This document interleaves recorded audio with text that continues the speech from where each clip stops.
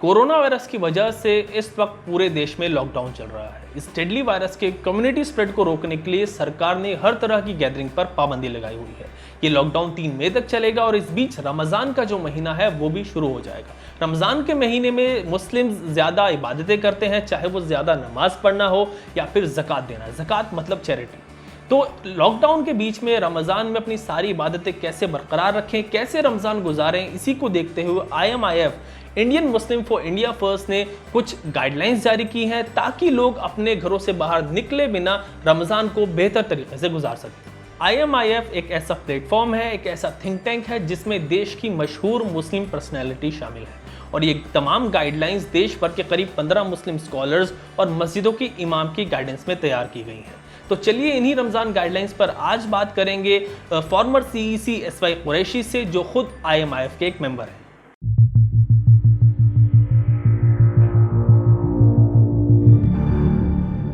Welcome to ABP news sir. शुक्रिया sir, ये पहले तो आप ये बता दीजिए कि ये जो गाइडलाइंस सेट की गई हैं, इनका मतलब मकसद क्या है? ये पूरी रमज़ान को लेकर के गाइडलाइंस आई हैं मुस्लिम्स के लिए।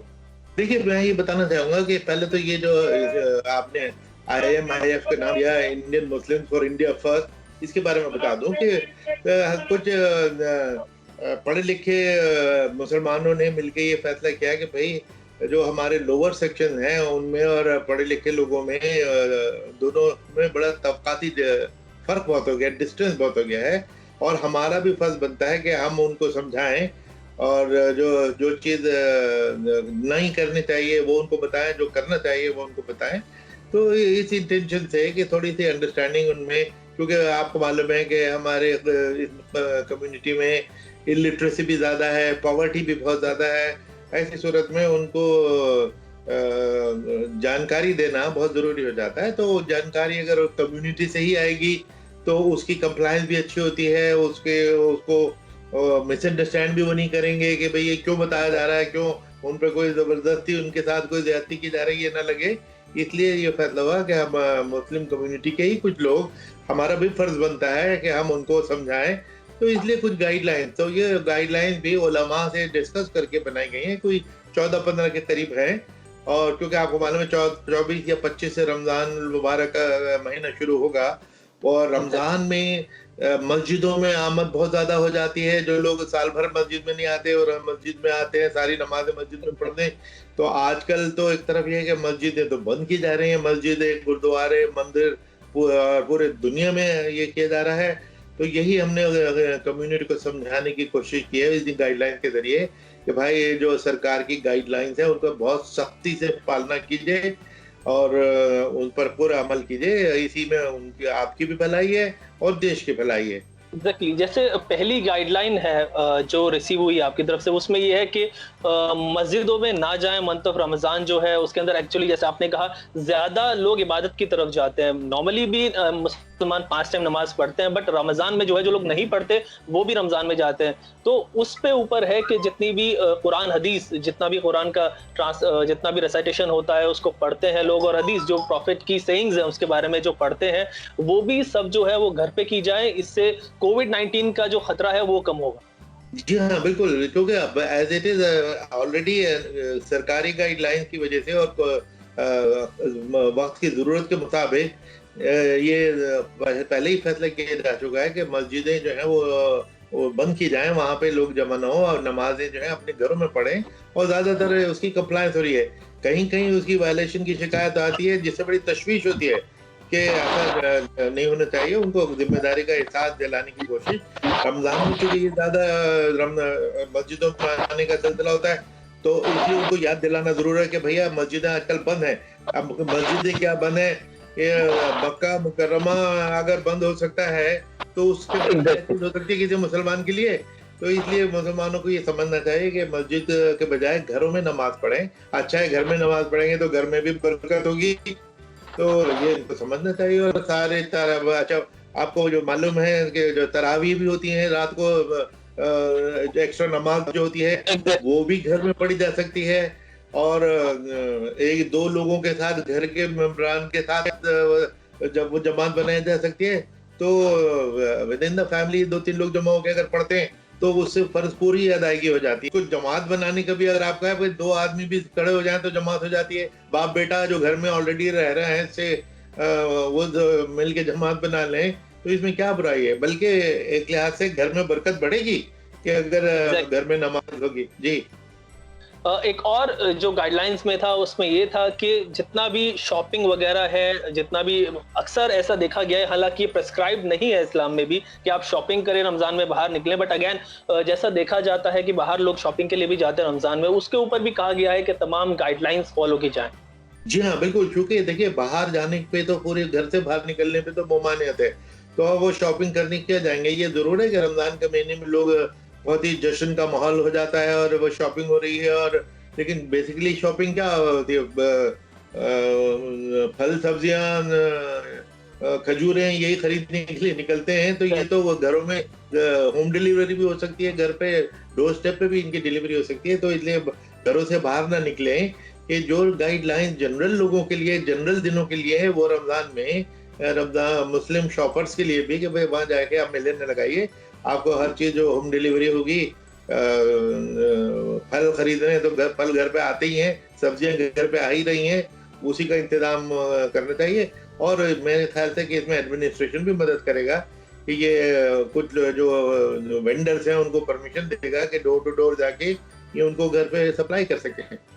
Exactly sir, preyed on speakers को लेकर भी एक गाइडलाइंस है जो सहरी के लिए, सहरी एक्चुअली बता दो व्यूअर्स के लिए, सहरी सुबह का वक्त होता है रमजान में, जिस वक्त तक खाने की परमिशन होती है। आप सुबह खाना खा सकते हैं, सुबह के वक्त में सूरज उगने से पहले का वक्त होता है, उसको सहरी बोलते हैं। उस वक्त जो है इमाम मस्जिद से लाउड स्पीकर के जरिए लोगों को बताते हैं कि इस वक्त से अब सहरी का वक्त शुरू हो गया है और अब खत्म होने वाला है, तो उसको लेकर भी कुछ गाइडलाइंस जारी की गई हैं।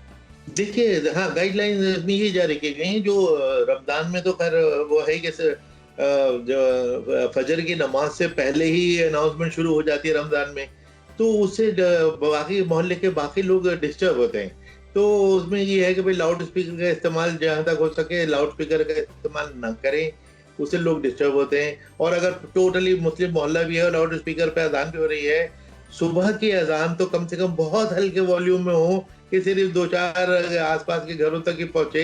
ये क्योंकि लाउड स्पीकर हुजूर अकरम के जमाने में तो लाउड स्पीकर नहीं था, तो ये लाउड स्पीकर तो आज की इन्वेंशन है, तो लाउड स्पीकर से अजान देना कोई इतना जरूरी नहीं है। इसलिए सोशल जिम्मेदारी भी समझते हुए कि लोगों को डिस्टर्ब न करें, उससे एक इल्म पैदा होती है, लोगों में इरिटेशन होती है। तो अब बहुत अच्छा होगा कि मॉर्निंग की प्रेयर के लिए अजान लाउड स्पीकर के बिना हो या इतना कम वॉल्यूम हो कि 2-4 घरों से ज्यादा उसकी आवाज ना पहुंचे। एग्जैक्टली सर, काफ़ी बेहतर गाइडलाइंस है। एक और जिसके हम जिक्र करेंगे, एक और गाइडलाइंस वो है कि रमज़ान में यूएस के लिए अगेन बताएंगे कि इशा की नमाज जो लास्ट प्रेयर होती है रात में, उसके अंदर रमज़ान में लोग कुरान पढ़ते हैं और कुरान जो है इमाम पढ़ता है और उसके पीछे नमाज होती है, लंबी प्रेयर्स होती हैं। तो उसके रिगार्डिंग जैसे तरावी के बारे में पहले बात हुई, उसको तरावी कहते हैं एक्चुअली में, तरावी के बारे में जैसे पहले बात हुई, तो इसमें कहा गया ख़त्म कुरान के पीछे भी लोग ना भागें, अपने अपने घर में थोड़ा कुरान पढ़ सकते। नहीं, देखिए, खत्म कुरान जो है वो तरावी से लिंक्ड अप है कि वो तरावी में पूरा कुरान शरीफ 30 दिन में या 20 दिन में या 15 दिन में, जितने भी दिन में लोग करते हैं। कई जगह होता है कि भाई 7 दिन में ही कुरान कर दिया, तो कितने दिन में हो रहा है वो इतना इम्पोर्टेंट नहीं है। होता क्या था कि खत्म कुरान, जिस दिन कुरान कंप्लीट हो जाता है, चाहे 7 दिनों के 14 दिन या 21 दिन, उस दिन एक बड़ा सा सेलिब्रेशन होता था कि बड़ी पार्टी होती है, लोग उसमें बुलाए जाते हैं। तो वो खत्म कुरान की पार्टी भी, घर में जो 3 लोग हैं 5 लोग हैं वो मिलके अपने उस दिन 2 खजूर एक्स्ट्रा खा लें, पार्टी कर लें, लेकिन खत्म कुरान के लिए कोई पब्लिक ऐसी तकरीब न करें जिसमें भीड़ इकट्ठा हो, वो बिल्कुल मुमानियत है। क्योंकि जो जनरल गाइडलाइंस हैं वो उस पर भी लागू होंगी, उसको एक्सेप्शन न करें कि भाई ये तो वंस इन ए ईयर है। लेकिन देखिए, ये जो क्राइसिस हम देख रहे हैं वो तो once in a lifetime है, ये तो रोज रोज नहीं होता। और रमजान जैसे आता है तो घरों में भी इफ्तार पार्टीज बहुत सारी हो जाती हैं। अक्सर नेबर्स में इफ्तार पार्टी होती है, रिलेटिव्स में इफ्तार पार्टी होती है, और बड़े लेवल पे जो है सिटी के लेवल पे भी इफ्तार पार्टी ऑर्गेनाइज की जाती है, उसके ऊपर भी गाइडलाइंस है। जी, उसमें भी गाइडलाइन है कि देखिए वो इफ्तार तो खैर कोई बड़ी उसमें तो कोई बुराई नहीं, इफ्तार तो करनी है, रोजा खोलने को इफ्तार कहते हैं। लेकिन उससे जो पार्टी कर दी जाती है उस पार्टी में इतराज है कि भाई पार्टी तो हर किस्म की अलाउड ही नहीं है। आप अपने घर में पार्टी करेंगे, किसको बुलाएंगे? कोई आ ही नहीं सकता और आप बुला ही नहीं सकते, तो ये वजाहत की गई है। वैसे भी जो जिस तरह इफ्तार पार्टी होने लगी थी पिछले 10-20 साल में, कि वो एक ऑलमोस्ट स्कैंडल हो गया कि ये रोजा तो इसलिए होता है कि आदमी उन दिनों कम खाए, फास्ट करे, उस भूख को एक्सपीरियंस करे।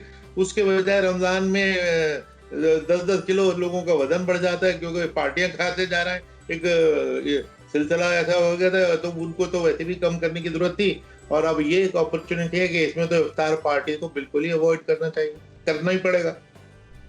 साथ ही एक और जो बड़ी अच्छी गाइडलाइन है और आज के हिसाब से अगर देखें तो बहुत फायदे में, हमेशा से ही बेहतर है लेकिन आज के हिसाब से काफी बेहतर है, उसमें ये है कि जितने भी पूरे नीडी हैं आपके घर के आसपास या जितना भी, उनको आप जो है ज्यादा से ज्यादा फीड करें, उन तक खाना पहुंचाएं। ये भी आईएमएफ ने कहा। जी बिल्कुल ठीक है। ये भी एक्चुअली आईएमएफ ने जो कहा कोई नई बात नहीं। एक्चुअली ये जो मकसद बेसिकली इफ्तार पार्टी के पीछे जो था कि इफ्तार गरीब लोगों तक पहुंचाई जाए, क्योंकि वो गरीब लोग रोजा तो रखते हैं लेकिन उनके पास तो उनका रोजा खोलने के लिए, उसके बाद खाने के लिए पैसे नहीं होते, सामान नहीं होता, तो वो गरीबों तक पहुंचाना मकसद था। उसके बजाय अमीर लोग आपस में एक दूसरे को पार्टियां दे रहे हैं, नेताओं को बुला रहे हैं, यह सब बंद करते हुए गरीबों तक ये किस तरह पहुंचाया जाए। मोहल्ले के, कोई दूर जाने की जरूरत नहीं है, आसपास 2-4 घर इधर 2-4 घर इधर, ये कोशिश होनी चाहिए। इस्लाम में तो यहाँ तक है कि अगर 40 घर इधर 40 घर इधर कोई भूकस हो गया तो तुम्हारी सारी प्रेयर बेकार है। तो इसलिए जो है ना, इसलिए गरीब की देखभाल के लिए कि अगर आप बजाय पार्टी करने के आप जो बनाएं, वो आप अपने नेबरहुड में डोर टू डोर जाके वहां पे पहुंचा सकते हैं, जहां पे ये डोर से, घर से बाहर निकलने की इजाजत होता हो। हम सारी गाइडलाइंस क्वेश्चन आंसर के फॉर्म में आपसे डिस्कस कर रहे हैं सर।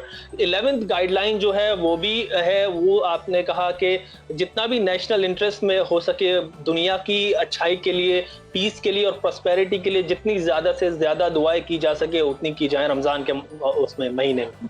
जी देखिए, रमजान के महीने की जो फजीलत है बेसिकली यही है कि इन दिनों जो दुआ मांगी जाती है अल्लाह ताला उसको कबूल करता है। तो इसलिए अपनी फैमिली के वेलफेयर की दुआ और तो हम लोग मांगते ही हैं, लेकिन पूरे मुल्क में और पूरी दुनिया में अमन और अमान के लिए दुआएं मांगना बहुत ज़रूरी है। और आज के तो वक्त की ज़रूरत है कि अगर मुल्क में अमन नहीं है, दुनिया में अमन नहीं है, तो हमारे घर में अमन और चैन कैसे हो सकता है। तो इसलिए अपनी दुआओं में ये अमन और शांति का पैगाम, उसकी दुआएं बहुत जरूरी है, इसको हमें याद रखना है, ये याद दिलाने की कोशिश की गई है। एग्जैक्टली 12th पॉइंट जैसा मेंशन किया, अक्सर वैसा देखा जाता है कि पेरेंट्स को कहा गया है कि आप अपने जितने भी बच्चे लोग हैं, जो भी यंग जनरेशन है, उस पर थोड़ा कंट्रोल रखें, कोई ऐसी चीज वो ना करें इस बीच में जो कोविड-19 के दौरान जो लॉकडाउन लगा हुआ है उसको जो है तोड़े, मतलब हर चीज तरीके से उन पर नजर रखी जाए। बिल्कुल, क्योंकि नौजवान बड़े आपको मालूम ही है कि जरा ज्यादा कभी कभी डिसिप्लिन के बाहर हो जाते हैं, मोटरसाइकिल स्कूटर लेके घूमने निकल गए, और रमजान में तो जो रात को भी मेला सा लगा रहता है, तो वो ईशा के बाद और सहरी तक घूमते फिर रहे हैं, वो सब सख्ती से मना, क्योंकि कोविड की वजह से जो लॉकडाउन है, lockdown is complete and total, उसकी कंप्लायंस बहुत जरूरी है, और उसको किसी भी वजह से, किसी भी बहाने, किसी एक्सक्यूज से उसको नहीं तोड़ा जा सकता। ये हमने नौजवानों को खास तौर से बताना, और माँ बाप का फर्ज है कि उनको अपने बच्चों को डिसिप्लिन में रखें, उनको पाबंद रखें। और हमारी नौजवानों से डायरेक्टली भी अपील है कि वो खुद भी तो अपनी जिम्मेदारी को समझें। तो प्यार से क्यों नहीं समझते, सख्ती ही क्यों करनी पड़ेगी, लेकिन अगर सख्ती भी करनी पड़ेगी तो सरकार तो सख्ती करेगी, और क्यों नहीं करेगी, वो तो सबके लिए है उसूल। बिल्कुल, हमने 13 गाइडलाइंस ऑलमोस्ट डिस्कस कर ली हैं। एक और गाइडलाइन है जो 14वां नंबर की है, और वो उसमें कम्युनिटी मेंबर से रिक्वेस्ट की गई है कि जितने भी इमाम्स हैं, जितने भी टीचर्स हैं, अटेंडेंट्स हैं स्कूल के, उन सबको जितना भी हो सके फैसिलिटी प्रोवाइड करें। ऑल पॉसिबल सपोर्ट जो है वो, चाहे वो पैसे से हो, चाहे वो खाने से हो, बुक्स, क्योंकि रमज़ान में किताबें पढ़ी जाती हैं ज़्यादातर, उससे हो, या स्टेशनरी, जितनी भी चीज़ें हो, कम्युनिटी मेंबर्स उनकी मदद करें। जी बिल्कुल, क्योंकि कम्युनिटी चैरिटी की मूड में और मोड में तो होती ही है। तो और खास तौर से देखिए उन जिन मस्जिद और मदरसों में इमाम भी लॉक्ड अप हैं कि वो बाहर नहीं निकल सकते, कुछ बच्चे अगर वहाँ रह रहे हैं जो वहाँ के रेजिडेंट्स हैं तो वो तो वहाँ से निकल नहीं सकते, उनको तो वहीं रहना है। तो उन तक उनकी ज़रूरत की चीज़ें पहुँचती रहें, ये कौम का और फ़र्ज़ बनता है। तो ये पड़ोस में ही, ये पड़ोसी का ये फ़र्ज़ है कि अपनी मस्जिद के इमाम और मुदर्रिस जो हैं, अगर वो उसके अंदर लॉक्ड अप है, क्योंकि उनका तो घर ही वही है और हर शख्स ने अपने अपने घर में रहना है। जो यतीम बच्चे हैं कई दफ़ा मदरसों में आके रहते हैं, वो यतीम है, उनका तो कोई घर ही नहीं, उनका घर ही मदरसा है, तो उनको तो बाहर निकलने को तो कहा भी नहीं जा रहा। लेकिन उनको वहाँ पे उनकी ज़रूरतों को मुहैया कराना ताकि उनको भी बाहर ना निकलना पड़े, ये हमें इसका ख्याल रखना पड़ेगा। ये हमारी जो 14th गाइडलाइन है उसका मकसद यही है। ओके, तो सर ये 14 गाइडलाइंस थी जो IMF ने दी थी। आप एक पर्सनल अपील जो कम्युनिटी मेंबर से करना चाहेंगे वो उसमें क्या कहेंगे? देखिए, हमें कम्युनिटी को पूरा जिम्मेदारी का एहसास होना चाहिए कि अगर देखिए सरकार भी ये लॉकडाउन के रिस्ट्रिक्शन जो ये वो बनाया है, उन्होंने रूल बनाया है, ये हम सब के भलाई के लिए तो बना है और इसमें कोई एक्सेप्शन तो नहीं है, एक्सेप्शन ना हो सकती है। तो हमको सख्ती से इसकी पालना करनी चाहिए अपनी सेफ्टी के लिए, अपने अजीज और अकारिब की सेफ्टी के लिए, अपने मोहल्ले की, अपने शहर की, अपने देश की और दुनिया की सेफ्टी के लिए। ये तो कॉमन सेंस की बात है, इसमें तो कोई सोचने की दो बातें हैं ही नहीं।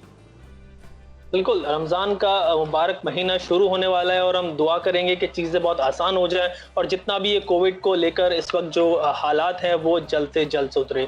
कुरैशी साहब, आप हमारे साथ जुड़े एबीपी न्यूज़ के साथ, आपका बहुत बहुत शुक्रिया। कोशिश करेंगे फिर आपसे इस बार बात करें किसी और टॉपिक पे, तब तक के लिए शुक्रिया। एबीपी न्यूज़ आपको रखे आगे।